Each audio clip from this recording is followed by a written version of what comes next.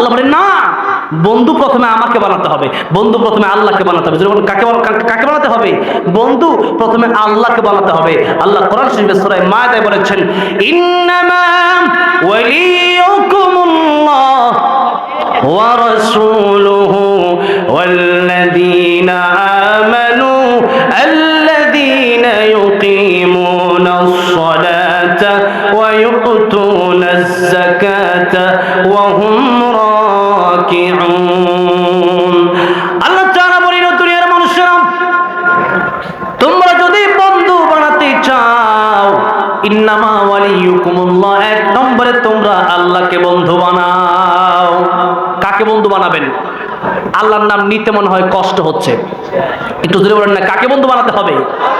কাকে বন্ধু বানাতে হবে? আল্লাহকে বন্ধু বানাতে হবে।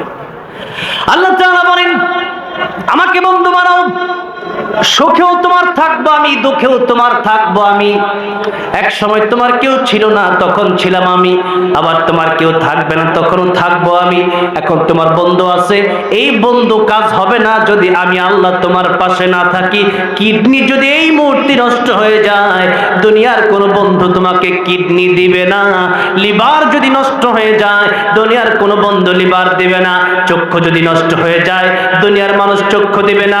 হাত যদি ভেঙে যায়, অ্যাক্সিডেন্ট হয়ে যদি হাত নষ্ট হয়ে যায়, দুনিয়ার বন্ধু তোমার হাত দিবে না। পা যদি নষ্ট হয়ে যায়, দুনিয়ার বন্ধু তোমার এই পা দিবে না। আর দুনিয়ার মানুষ দিলেও কিন্তু লাভ হবে না।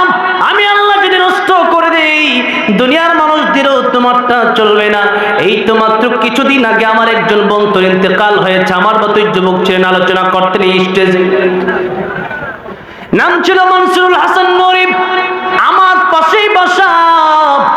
আমার সাথে আমি যখন বাসা থেকে বের হতাম, আমাকে সালাম দিয়ে আমার সাথে কুশল বিনিময় করত, আমার সাথে দেখা করত, অত্যন্ত চমৎকার ভাবে আমার সাথে কথা বলতো। এত সুন্দর ছিল যুবকটার আচরণ, খুব ভালো লাগতো। আমার জ্বর হলো মাত্র 1 মাস আগে। দুবাই, কাতার আর সৌদি সফর শেষ করে বাংলাদেশে আসলাম, অসুস্থ হয়ে গেলাম।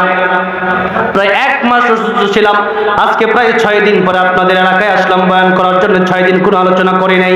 আবার আগামীকাল কোনো মাহফিল নাই, আবার পরের দিনও কোনো মাহফিল নাই অসুস্থতার কারণে। আমি একটা স্ট্যাটাস দিয়েছিলাম, মৃত্যুর স্ট্যাটাস। আমি আমার ফেসবুক স্ট্যাটাসে লিখেছিলাম, যদি মরে যাই তাহলে আপনারা আমার জানাজায় শরীক হবেন, আমার জন্য দোয়া করবেন। আমি দোয়া চেয়েছিলাম আপনাদের কাছে, যারা মাহফিলের জন্য অ্যাডভান্স করেছেন, অ্যাডভান্সগুলো আপনারা ফিরিয়ে নিয়ে যাবেন। যারা ঋণ দিয়েছিলেন, ঋণগুলো নিয়ে যাবেন। এরকম স্ট্যাটাস আমিও দিলাম।